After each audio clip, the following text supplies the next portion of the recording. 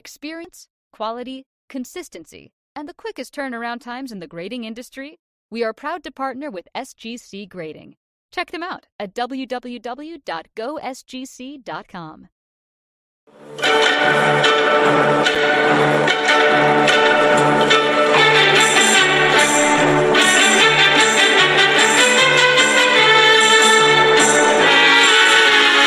Hi, I'm Danny Black. And I'm John Newman. Welcome to Card Mensches. I'm Danny Black, and you're John Newman. They just told us that. Welcome to Card Mensches, episode 32. We are talking hobby superstitions and traditions, which is a topic that I think was a fantastic idea, whoever thought of it. I think it was a group effort. How are you doing? All right, not too bad. Superstitions is, maybe too strong a word, but like routines, or you do a certain thing the same way all the time. What's up, Orlando? When it comes to hobby stuff. So, well, Batman and Robin of the cover. I like that. Dynamic duo. What's up, Dylan? So, this came from the fact that Series 1 came out, and how many people make Series 1 opening, on release day or very soon thereafter is part of their hobby schedule or hobby tradition. That's where the conversation starts. Yeah, this guy does right here. You do. Who has two thumbs and does that? This guy. This guy. Yes, we are streaming on multiple channels. 2 channels. We're like 2 chains? No, we're on like 12 channels in NBC. Well, NBC was a tough deal. Orlando says 3 channels. We won't give up the real number. Hello, Steven. Hey, Dr. Mayer. So, just for the people in the room, can you guys have any traditions that you want to share? Does anybody actually open? Did they open Series 1? Ruben, is John over his sickness? Is he lost his legs ill? It's on. I'm feeling a lot better. I got a little cold still hanging on, but I'm not complaining. Tuesday and Wednesday, I missed school. I'm a guy that doesn't call out of work, and I was in bad shape. So I wasn't. I thought I had COVID. Quite frankly, I took a couple tests, negative, no fever, just a real. My wife thinks it was a quick flu. So, but as Elton John says, I'm still standing. Yeah. From the Beastie Boys to Elton John in one answer. You never know. You just don't know. There was one answer. Has anybody opened up Series 1? Let me rephrase it because it's still early enough. I did a break today, I'll admit, just to kind of get a feel for the cards. I guess not get a feel for the cards, but watch other people feel the cards.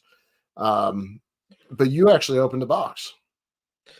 I did. Our friend Nick Brower, AAN Collect, he's we had to meet up anyway. He had to pick up his his customers sub through me through SGC. He's kind of the middle store man. So we, as tradition, speaking of tradition, we meet sort of halfway because he's about 55 minutes. So we meet halfway after he closes the store, and I give him his graded cards for his customers. Well, I knew he had the new flagship, and I'm like, hey, let me snag a box, and that's a tradition.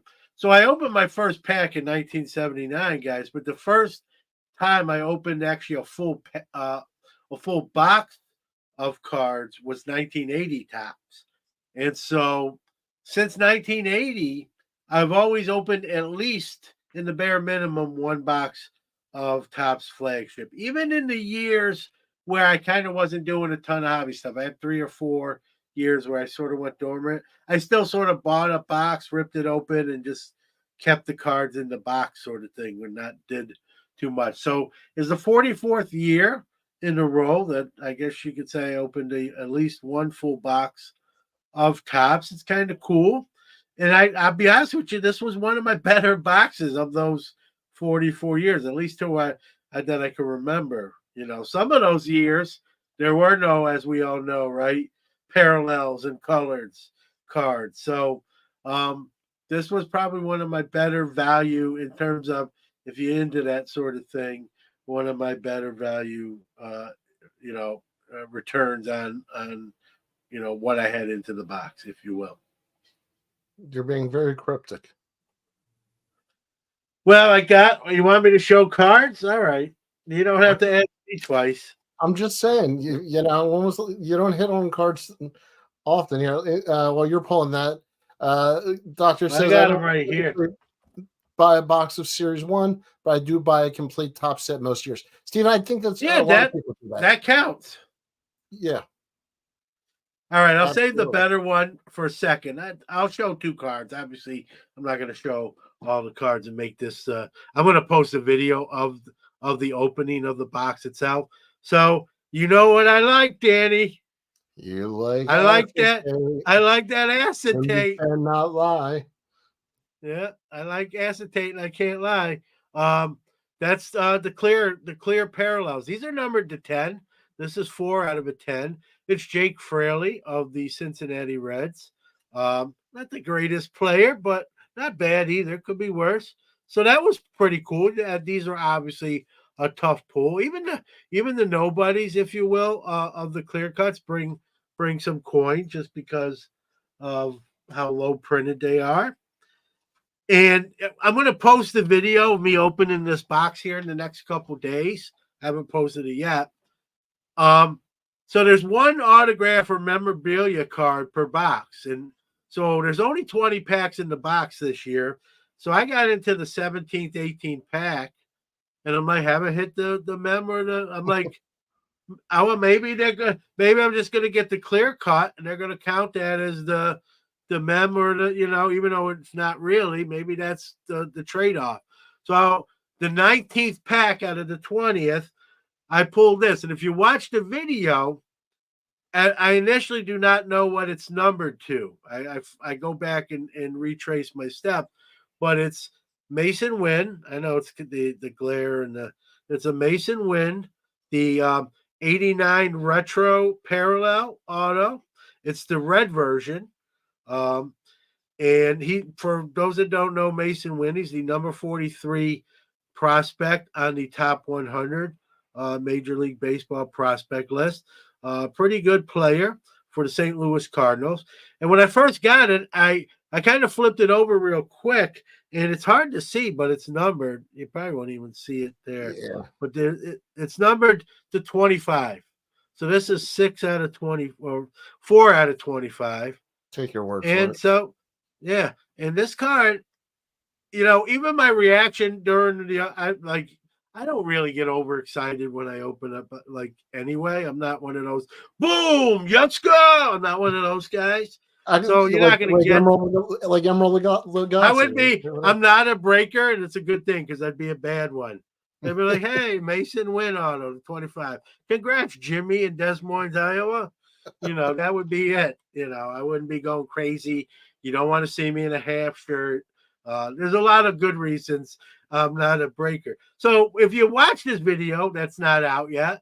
It's a pretty nonchalant reaction for what this card actually is. And when I looked it up kind of on eBay, these things are going for pretty good coin. So, congratulations. Not a bad box. And then there was a bunch of Ellie De La Cruz. It was a good box overall. Jason Dominguez rookies. I'm trying to think. I did not get an Ohtani or a Soto Yankees card. So, isn't that a short print parallel? Is that what people are saying that they have not pulled them, and that Topps is pulling a fast one. I don't know. I didn't get one any of those. I haven't seen one yet, but I've only heard about it. I've been a little bit tied up, and I'm trying to catch up on the flagship. I like the look of it this year. I will tell you this. I'm glad you said that, Danny. So when Topps releases the spec sheet, And I like the design then, right? The neon lights. Mm-hmm. But the pictures do not do the cards justice when you see them in person. Every card has a metallic and foil sort of sheen to them.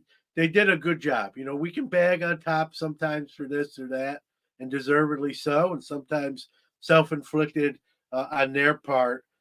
The design this year, they got it right. I really dig it. It's fire, as the kids say. I don't even think they say that anymore. I think it's going to end up being like the 75 set, where it's going to look dated in a decade, maybe, but very cool right now. Yeah. You know what it reminded me of? And I'm not saying like looks exactly like it. It just not the card stock, just the front design of it. It just brought me a little bit back to that 86 tops year of opening that. So sort of 86 tops. Obviously, 86 tops didn't have any of that, the foil features and that sort of thing. But I was pleasantly surprised seeing it in person, or an opening in person for the first time. And I can be pretty critical. I think people who know me, know I kind of call it like I see it. I was impressed with the design.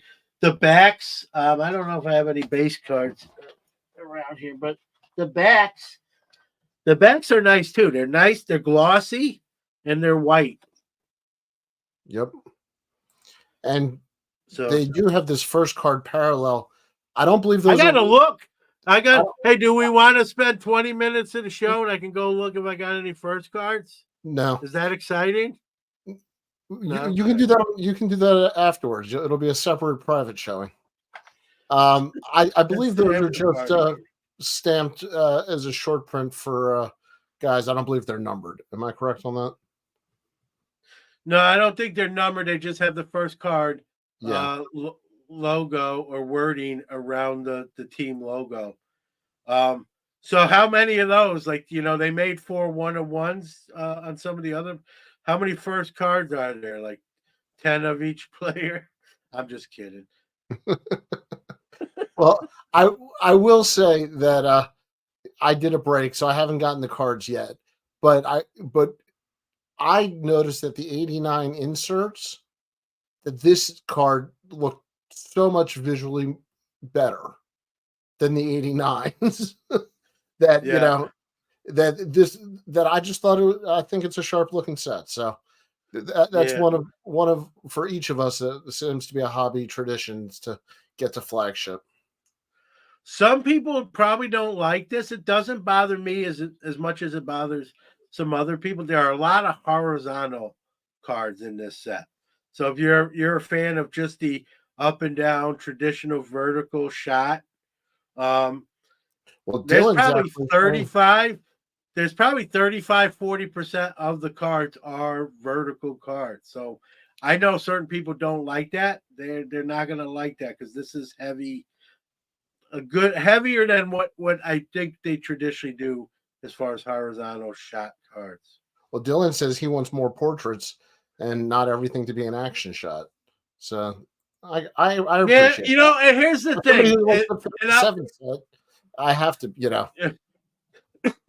is I'd ask Dylan, is he want that more or less reserved for stadium clubs? So he doesn't want Topps flagship to kind of steal from what we love about Stadium Club, because I get that. If he says yes, I get that. I won't argue with that, because I saw a lot of action shots in this, and I said, man, this has a sort of a Stadium Club feel without the gloss and the embossing. But I kind of like it. I don't dislike it as much as Dylan does, but I wonder if that's where the place he's coming from, and if it is, well, to each his own, right? Opinions are not wrong, just facts can be. So I get it. Like, what? Everybody's got one. Yeah. Not everybody. There's some medical cases. Dylan says in response, no, I just love portrait shots like 58 Tops. Yeah, I get it. And he ain't the only one. I'll stick up for Dylan. I'd stick up for him anyway because I like him, but I get that. I don't love horizontal shots, and maybe there is too many in this particular, first series release, but they're in there, and there's a lot of like outfielders going back to the wall and stealing an extra base hit or a home run or climbing the wall, which is kind of cool, but I get it. I sort of look at it as like they're taking a page out of their stadium club blueprint and they're putting it into the flagship. Is that good, bad? You like? I guess beauty's in the eye of the beholder. I love Stadium Club, so I guess it doesn't bother too much. I guess I could complain more that sometimes flagship can be too boring sometimes. So, I guess it depends on the day.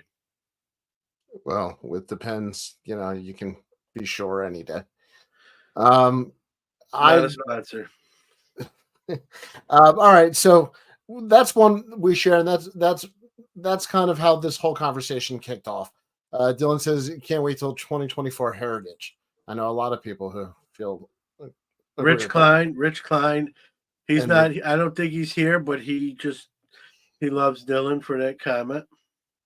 Orlando says that he likes the design, but too many horizontal cards. Yeah, that's what I'm talking about. I think there is too many. It doesn't. It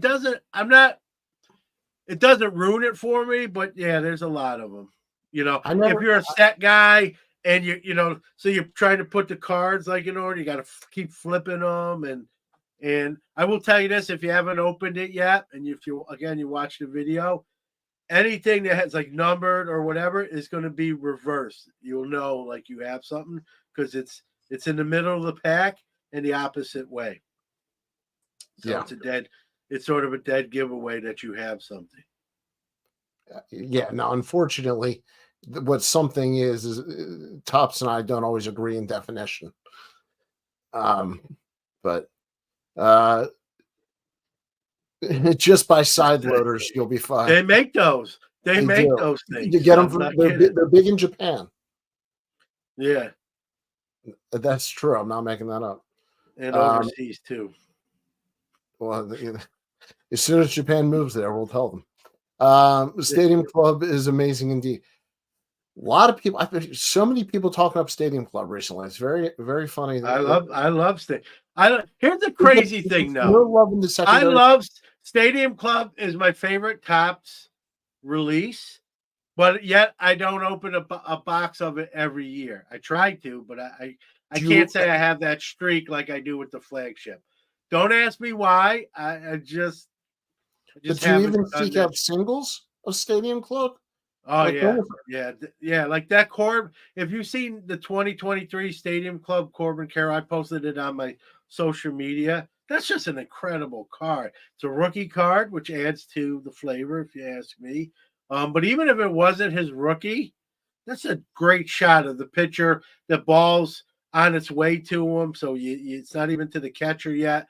You see Corbin Carroll's locked in on it. You see the catcher's face locked in it. The umpire.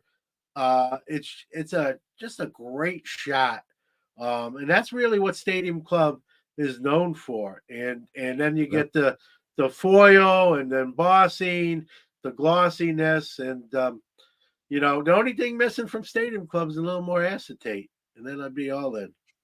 You never have enough acetate. Yeah. All right. Well, we're 20 minutes in and we haven't started our list yet, so we might as well start the show. All right. All right. So I'll go first just to throw it out here. Okay.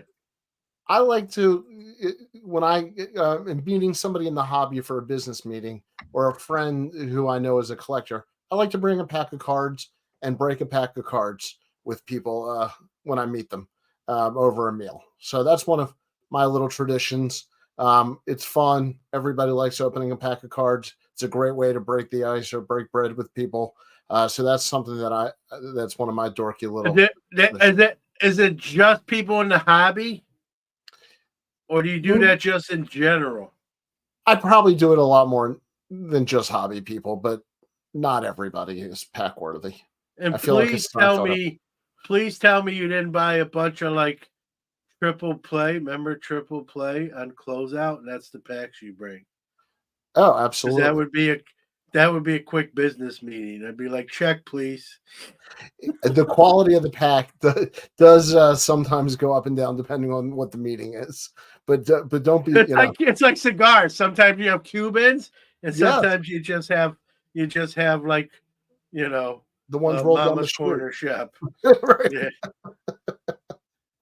No, I think it's a fun way to hang out with people. I think it's a fun way to meet them and break I the like ice. that. So that's something that it's a little tradition I have. So that's my first one. All right. One of the things I used to do, I don't believe I do it anymore. Actually, I know I don't do it anymore. But for many years, and don't ask me why. I don't have like a you know, you do things and someone, hey, why do you do that? I don't know. I just do it. I used to open my packs clockwise. So most boxes obviously have 4 rows, right? You got top left, top right, bottom left. So I'd always start top left, go to the top right, bottom left, back up to top left, and just go like that. Now I'm probably sometimes I'll just take them all out of the box and stack them up and just rip them open. But back in the day, I used to open them up what we would call clockwise. No And reason other than maybe a little OCD in there. I don't know. I don't have maybe is there a pattern on collation? I don't even remember because I really haven't done it. This was more of a back in the day thing for me. So not anymore. okay. Um, Did anyone how else about do that? Like I can't be the only one that let's opened this pack. yeah. Any counterclockwise pack openers out there? Is this like toilet paper upside down or right side up? That's it's the baseball pack equivalent of Right, the exactly. toilet paper over the top or under the bottom. And Ruben, yes, if you buy me breakfast, I'll get you a pack of 87 tops. There you go. That's how it all Absolutely. starts. Um, I have a rule. If I go to a local card shop for the first time, I think it's appropriate to buy a pack of cards. I think it's almost good a nice way to visit a store for the first time. I think it's good etiquette. Yeah, I'll say this. I'll try to buy something. I try not to like go to a store, kind of go in there and then walk out without making some sort of purchase. I'm not gonna say I've never done it because I know that's not true, but I try to. And plus, that's no fun, right? If you go to a store in the first place, you want to pick something up, right? Whether it be a Yeah, box, a pack, a card out of a bargain box. So I'll agree with you, but not limited to a pack. I try to fair enough. buy something. I try to give them something out of my wallet, whether it's $5 or $100. You know what I mean? So I try to make a sale for the showing up at the shop. Absolutely. Definitely. Was that what you had on your list? That's one of them. You know this one. I've gone away from this, and it hurts to say I'm a little, because it took me 3 weeks to set it up. But some of I still set up at shows, and so my show inventory, it took me 3 weeks to do it. All my stuff was in alphabetical order, and it still sort of is, but not the way it was. I've kind of veered off that. Um, a little, two things, probably a little OCD in there, and it was just really doing that. It was easy to find cards. If you say, "Hey, what do you got for Bryce Harper, John?" I could go to the H's and pull out Bryce Harper's in like 2 minutes and hand you a stack of Bryce Harper's. It just made things quicker. What became difficult, and my son used to help me at shows. He stopped helping me at shows because of this. Because when it was time to pack up, I'd also have to pack up in alphabetical order, and I was the last guy out of the building. And my son's like, "Dad, just throw the stuff in the box. Let's go, man. Let's get out of here." And I'm like, "No, dude, we've got to pack this up in alphabetical order, like it was." And he stopped. He stopped coming to the shows and helping me because we were just there too long. I don't do it. I don't want to say it's not in alphabetical order, but not to the stringency that it used to be. I pack up a lot quicker, and I have it more in kind of showcase order rather than just. It's not in true alphabetical order. Here you go, an idea for your next show. Steven says you should have a showcase just for cards that were top left from the bottom. Left Twix, right? Can you imagine? I say someone, hey, it's a $25 card. Hey, John, will you take $20? No, that came from the top left back. I can't do it. Yeah, this one came from the bottom right. I can do a little bit. I can do a little bit better on that one for you. Right. That's funny. Okay. Every year, and you made fun of me last year, and the player I picked was not successful, but I like to pick one Oriole and one non-Oriole, and I buy a Bowman first.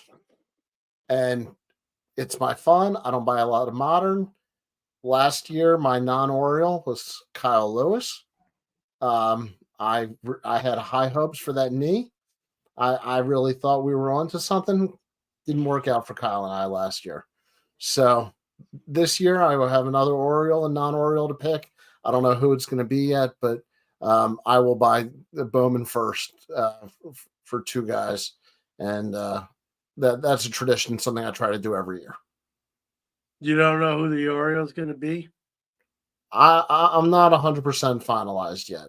Pitchers and catchers just reported. So, all right. Yeah, but I'm high on Jordan Westberg having a breakout year this year. He's somebody who could be under the radar. Yeah. I hope so. I pulled a couple out of that box I just opened. So yeah, we'll see. He has a chance to start at third. All right, over to you, Mr. Newman. All right. A lot of them, because I don't open as much product as I once did. A lot of my stuff is like dealer stuff and show stuff. So even when I set up at a show, and I'm sure most dealers this isn't probably odd. It's just the way I do it. Like obviously I put tablecloths out first, put my showcases out. I have a same method. If you watch me set up at the show, it would be like watching the same movie over and over again. I just, it's like someone who puts their left sock on all before their right sock every time. I kind of do the show equivalent of that. I have a sort of a staging the way I set up at a show. So a friend of mine that I do a lot of shows with, without me saying anything, he goes, dude, I've been watching you, and it's like clockwork the way you do it. And I just do it that way, and I think I've always have. And I may change it, but when I change it, whatever way I change to, I stay with it until I change it again. It's not where I just do it randomly each time. So that's another one. I asked, are collectors all OCD? Because I think we are some degree. I think there's a little bit. I think there's a little bit of that. Warren agrees, says, I think they are to some degree. Yeah. And that's a good thing. We like our stuff organized. We like to be able to find it. Ruben is in on Paul Skeens. I mean, one part of the fun for me is maybe slipping a little bit under the budget radar also. Skeens is I might need to trade John's his win. You like that, your win? It was a win. I know, that's why I thought it was witty. Warren says he's hoping that Shane Bieber and Tristan McKenzie make huge comebacks. You know what? I love Tristan McKenzie. Brett, so that's a tradition. If I can, I used to not buy like prospected pitchers. Yeah, well, what's she gonna do? It's after 9:30. I used to not tell people don't buy pitchers or don't invest the bad I word. Don't invest in pitchers. And then I did that with Hunter Green and Tristan McKenzie. And they both had spots where they look good. And I think I'm still holding out hope. I love both of those guys. I think they have too many tools and they throw, if they can stay healthy. I know it's the old cliche, right? But I think they're legit pitchers if they can stay on the bump and pitching rather than on the disabled list. So, I mean, I was going to make fun of you, then I remembered that I bought Kyle Lewis last year. So I remembered having that conversation with you. Like, what are you doing, man? I told you I felt like I was going to take a chance. I felt good about it. Yeah. See, I don't give into peer pressure right away. Yeah. I should have listened to you. Yeah. Warren says, I've been looking for my Desert Shield Will Clark for 3 damn days. I had to move it to another box by accident. I may have to stuff Jim Martinis when working on cards. No, you don't. You just have to remember where you put the card. This is the Kyle Lewis year. Well, let's hope so, because nobody bought that card last year. No, it's not. Where is he? Is he still in Seattle? Like, where is he? Was Arizona last year, but I think he's a free agent. He's probably on a minor league deal somewhere. It's not where in the world. It's not where in the world is Carmen San Diego. It's like, where in the world is Kyle Lewis? If anybody knows where Kyle Lewis is, please please report this to the nearest authority. All right, I have one general superstition or tradition. I guess it's more of a tradition that I think you kind of know about, but I don't say specifically. Every year at the National, I try to pick a new PC project, something for the year, because in the hobby, you're not always going to find the cards that you want, or they're not always the cards you can afford when you're working on something, a project. But if you got several projects, I like James Wynn's last comment there. Yeah. Where's Kyle Lewis? He's on Suicide Watch. Just kidding. I hope rather than that, I hope he's like a stunt double on Suicide Squad. Like one of I hope he's getting healthy and having a breakout year, because I got a purple auto anyway. So I try to start a new PC project every year, or I pick a group of players that I think are good buys for the year, and I go after it. It's a fun thing for me to do, but I do make that a goal to have it in place for the National. I've done. The Koufax base set was definitely one I was working on. There were some singles last year that I wanted to attack. This year, I've got the expanded Koufax run I'm working on. So, who knows? A client of mine gave me a great idea to work on family runs. Maybe I'll do the Ripken family run and do the Bill Ripken, Cal Ripken Sr. runs. That's kind of cool. Has the Baltimore flavor to it. I get it. Yeah. I've never done that. Even Jackie Robinson. I don't have every Jackie Robinson card as much as he's my idol. I'm not going to sit there and lie. I don't have them all. I got the Leaf, which was my Grail, and I have 3 or 4 or 5 of the other ones. So I have some. If I ever want to do it, you know what I mean. I have 3 or 4 more to fill in as far as like that's a lot more of a commitment than Cal Senior. Let's be honest. Yeah, it's a little more cost. Yeah, costly, if you will. So cost prohibitive, which is probably why I haven't done it fully like that. One thing I don't have is a Jackie Auto. Would love to at someday get a Jackie Auto. But not yet. Not yet. Anyway, I don't own one yet. All right. So, do you have another? Yeah. I think this probably most people would probably agree and probably do this too. So I store my cards by the holders they're in. So, in other words, all my graded cards are together, and all my non-graded cards are all in semi-rigids. And then all my soft sleeve cards are together. So they're not really mixed unnecessarily, especially the graded card. You won't find like a graded card and then semi-rigids and then another graded card. It's like, when you're a kid and you eat and you didn't want your corn to get into the mashed potatoes and you kept them separate. I do that with what protectors or what, So the do you card. change the protector or move the card?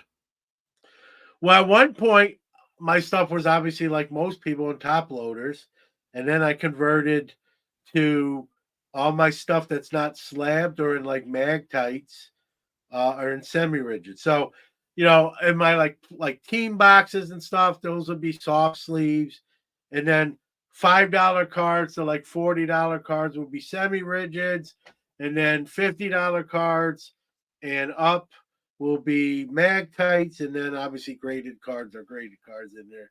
They're in slabs, and so that's kind of the method to my madness. But I typically don't intermingle them. It's like tribes,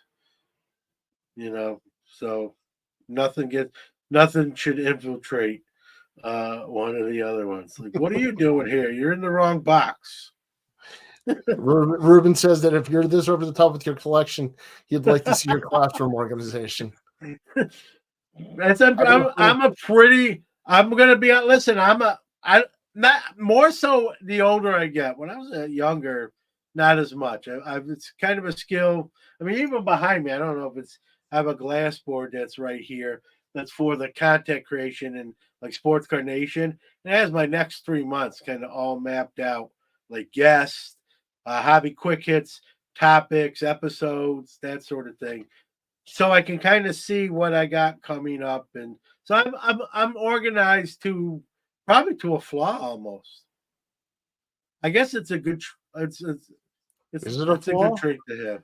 Or is that, I to other people that might say, man, you're way too over analytical. You're like you're taking it way too serious, or I don't know, way too serious. I'm a pretty jokey kind of guy, but you're like getting really, I don't know what the word is, but you're thinking about it way too much. You know what I mean? So, do you put all the kids that wear Nikes in the top left of the room? I couldn't do that if I tried. So, James says he likes that you're serious about it. Well, you are as a yeah, dealer. like I don't know. I always try to find stuff quick, right? With my eyesight, the older I get, like I do have glasses. I don't wear them all the time. I probably should wear them more than I actually do. I try to be organized where it's easier to find, and so I do stuff sort of like that. And it just saves me time. I'm a time guy. Every day I have less time left on the planet, so I try to save as much of it as I can. Deep thoughts with John Newman. I'm telling you, they're making this emotional. So James has a very deep system. All the football with the football, all the baseball with the baseball. Yeah, and same here. Yep. What do you do though? I'll ask this question to James and anyone else that does the same thing. What do you do with like Michael Jordan baseball cards and Michael Jordan basketball cards? It's all what they're wearing on the card. So the Michael Jordan Upper Deck baseball cards will be with the baseball cards and the correct. Michael. Okay. Yeah, I get that. I don't. Listen, Michael Jordan's known as a basketball player predominantly, so Michael Jordan cards are just in with my basketball section. Jordan's probably his own section, let's be honest. Yeah. But even Bo Jackson, my Bo Jacksons are all together, baseball and football. Greatest two-sport athlete ever. Bo Jackson, Deion Sanders, Jim Thorpe, Babe Dietrichson. Well, you've heard my Deion Sanders story. I'm not gonna. That thing's a little bit long. Yeah, no, I've heard that. But the elevator Deion story. I don't know. I think those four are on my Mount Rushmore of multi-sport players. That might be my PC this year. I might go after DuBose. all. Not a bad idea. That's not Yeah, a bad idea. Yeah, the multi-sport players. I'm not going after Danny Ainge though. His Blue Jays card. Well, you know, there's more too, man. There's more. We forget Chuck Connors. I got to mention Chuck Connors, Brooklyn Dodger, Boston Celtic, Rifleman, you know, we just lost Carl Weathers from predominantly Rocky fame. A lot of people don't realize he played in the NFL for a couple seasons. He has cards, not a lot, but he has some cards. And there's a lot of guys. Fred Dwyer, I know I'm leaving. Alex Kara, you know, I'm leaving. Yeah, I'm leaving people out. So, you know, that's a good kind of a way to collect. Not a bad little side project if someone was to do that. That's what makes the hobby fun. Yeah, for sure. I know I'm a dork, but it really does. And now I'm really psyched for the two sport. I think I'm going after those four. I think I talked myself into it. Anybody know? Any chicken backs? Any chicken backs of those folks? Well, it is a rare version. I think there's a chance on the 33 Sport Kings Jim Thorpe. You get a chicken back Thorpe? I got a shot at a chicken back Jim Thorpe. You're saying there's a chance. I would be excited for that. Babe Didriksen's cards have to be a fortune. I just want PSA to make a chicken back collection flip. Oh, I would retire. I don't know that my collecting world could get any better. There are some people right now, Danny, that like, what are these two goofballs talking about right now? But yeah, well, you know, there's some rare cards that have a rooster stamp that are affectionately known as chicken backs, and I collect them. I have watch Tops next year. Heck with like a Whopper Fractor. They're gonna come out with they're gonna come out with a chicken back version, modern day. Right. They did the chicken head. We can do a chicken back. Yeah. Who knows what's next? Who knows what's next? So did you see Dave DeBuscher, another one for the list? Yeah, he's a big one. Yeah, he's a big one. And then you have other ones that aren't like two sports, but they were into acting and they played a professional sport, or they got into politics and became like a senator. Bill Bradley. Right, yeah. So you got a lot of angles you could go in with stuff like that. It's the chicken fractor. Chicken fractor. Yeah, the KFC fractor. Don't degrade my chicken. You got to get brand. You know that's what they're gonna do. If they do a chicken fractor. It's not gonna be just a chicken. Oh, what about a Popeyes fractor? I don't know. Love that fractor at Popeyes. I'd like to clarify that he was singing that song hours before we went on air. This has nothing to do with this conversation. All right. What other traditions? How about a Chick-fil-A but an acetate version? So it'll be a Chick-fil-A acetate. Chick-fil-A acetate. You leave me speechless. I talk very well all week, and then you say something like that, and I have no way to respond. It's off the rails. It's off the rails at this point. It is off the rails. Did I tell you I had a crazy client this week? Great story. No, go ahead. Very nice gentleman, very nice family. Must have been 100,000 cards. Greg Jeffries? No, luckily it was mostly vintage, but a lot of commons. But you were making me think of the multi-sport players. He was pulling out multi-sport people, and he pulled out a lot of actors. I got to call him. He was working on an actors list. I got to answer Warren's question. I haven't tried the Blackberry Crown. It sounds great. Now I got to I'll have to check if it's here in the New York area. I didn't even know they made that. I love BlackBerry. Like this could be troublesome. Well, that's big news for you. And this could be like your next card matches could be Danny Black and the artist formerly known as John Newman, but acts more like Harry Carey.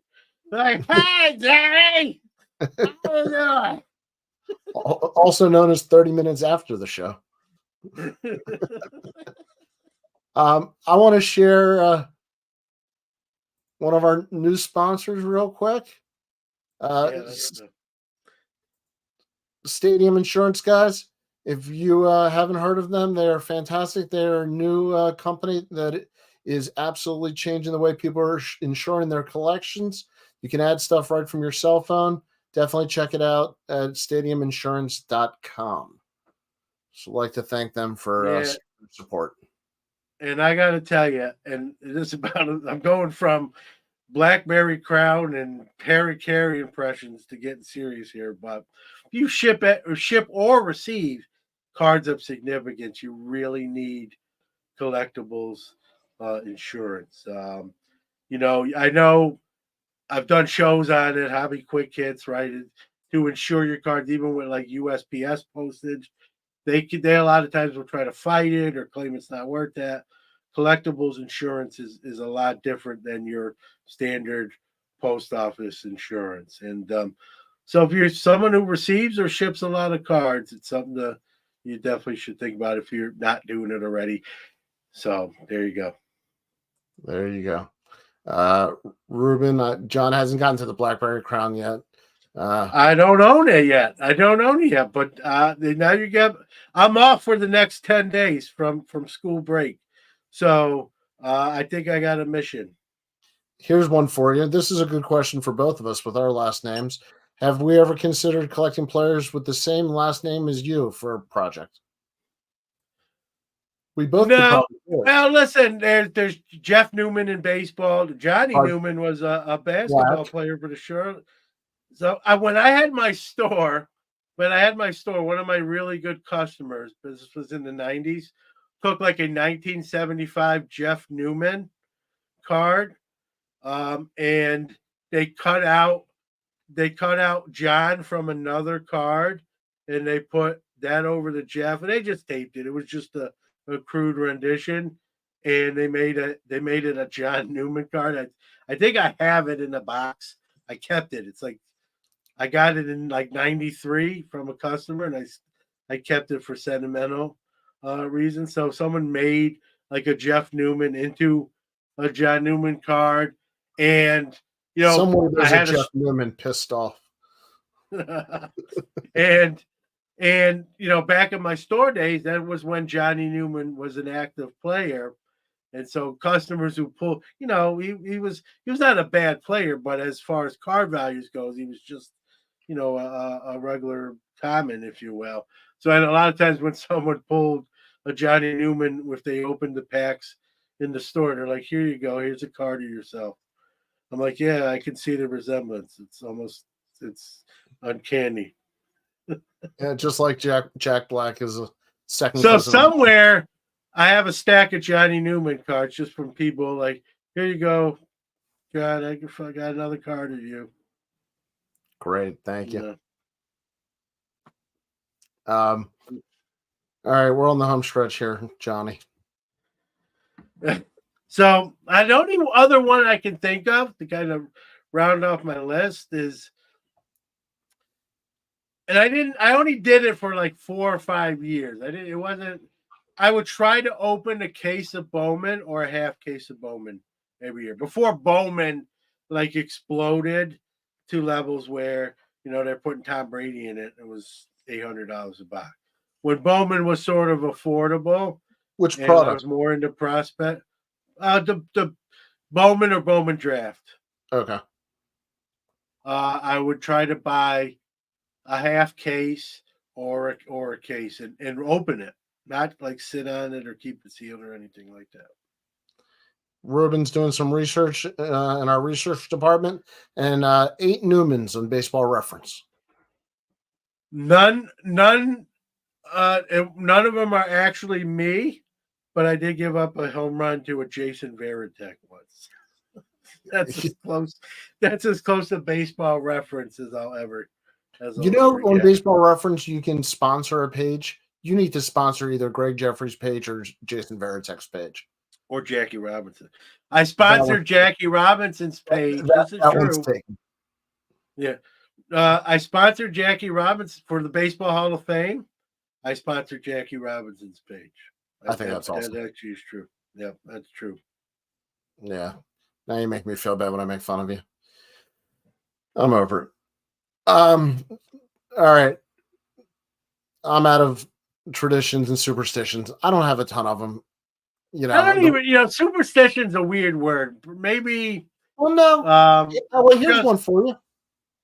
Superstitions is like, hey, when I go out onto the field, I don't touch the foul lines or the chalk. Okay, I don't like opening a pack of cards without penny sleeves with me. Yeah, I get that. But I think most people probably would agree. I think only certain collectors. I think most people just open a pack of cards. I don't know. This is probably what most people do too. If I'm opening a product where the cards are not always the same way, it's like a Rubik's Cube. You get 3 of them this way, then they change. I'll put them all the same way. I do that with money too. So like you get money, I'll get them all facing the same way. So I'm sure that's a little OCD in there as well. You don't do that with the one insert, do you? What do you mean the one insert? If it's only one card turned, like in Flagship? Yeah, I flip it over, man. They all got to be facing the same way. Straighten it out right away? Yeah. Right. I even make my filler card on the glossy side. Also, not hobby related, but when I'm sleeping at night, I flip my pillow over to the colder side. Cooler than the other side of the pillow. Yeah. Right. It's fuego. Right. All right, my friend. I think. Yeah. Hey, we kept it at a reasonable time. We didn't go into overtime. So. Yep. I'm opening a box. Penny sleeves and a 550 count box is present. Ruben, proper way to do it. I will say this: I always have penny sleeves like nearby here, but I don't always have the box necessarily. I'll stack them up on my desk, and then get a box and then transfer them. So, but you got to have the penny sleeves nearby. You do. I mean, like when I hit that win, even though I didn't realize the significant card it actually wound up being, I knew it was halfway decent. You put that in a. You don't, if it falls off the table or the desk or whatever, you don't want to ding the corner. So, also I forgot one more. Oh yeah. When I'm trimming my cards, I trim every third one. You only trim the top left. Yeah. A little off the top left, please. Also, something else that. Just advice, and this happened to somebody I know this week. If you send in cards for grading, and this is totally off topic, make sure you don't click to encapsulate if they're not authentic. I've done that. Yes, and it's a disappointing look to come back to have the card say that it's evidence of trimming or stuff like that on a slab that you end up just having to break it out. I've either checked that box or not unchecked it where it's happened. Yep, true story. Yeah. So it happened to a friend of mine, and very unhappy that they came back in the slab like that. So I just wanted to pass that along. Oh, here I got another one. I got one. These are coming to me. One more quick one. Yep. If I send cards out for grading, my cards, whether it be PSA or SGC, and the grades pop, I look. I know before I ever get them back. I am not surprised. I need to know before I even unbox them when they're here. I know ahead of time. I can't wait for the surprise. I don't want a surprise. I paid money. I want the answer. I'm like you. As soon as you have the I will answer, tell you this though. I think I told you this off the air. So Yeah. I bulk sub. You know, a lot of people know I bulk sub for SGC. 90% of the people that bulk sub through me, and it's a good high number of people, and 90% of that high number of people tell me, and it saves me a lot of work and trouble. So I'm not complaining. But 90% do not want me to tell them what their cards got. They want to find out when I actually hand them their cards. That surprises me that it's that high. blows me away. It is. Absolutely. I'm not making that number up. That's like people like, I caught the fish, it was this big. That number is pretty close to, I'm not charting it, but like very few people out of my bulk subbers have me tell them what their grades are. The number might even be higher than 90%. That's Looney shocking. Yeah, it is crazy because I want to know. Like, that's the whole point. So when I bulk sub through my guy Rob for PSA, and he'll tell me, he'll like, hey, do you want to know? And I'm like, yeah, let me have it. Hit me. So Steven says, I don't care if it's a 9 or a 10 as long as it's I love that line. I might steal that. I'll give him credit. I'll give you credit, Dr. Mayer, but I love that line. Yeah. All right, John. Any other last minute well, we talked about grading. We gotta talk about our, play our sponsor. We played it in the opening, and I'll play it on the outro. All right. I missed that. It's okay. I had too much Blackberry Crown. That's what you take away from this episode. 1 hour of entertaining conversation, and you're taking away that there's a new Blackberry Crown. But listen, I love Blackberry. I love Crown. Like, it's just like acetate. It's the acetate stadium club of drinks. To use a card analogy, if you will. I'm so happy that we found this drink for you. Well, I haven't found it yet. Don't put the cart in front of the horse. This is episode 32.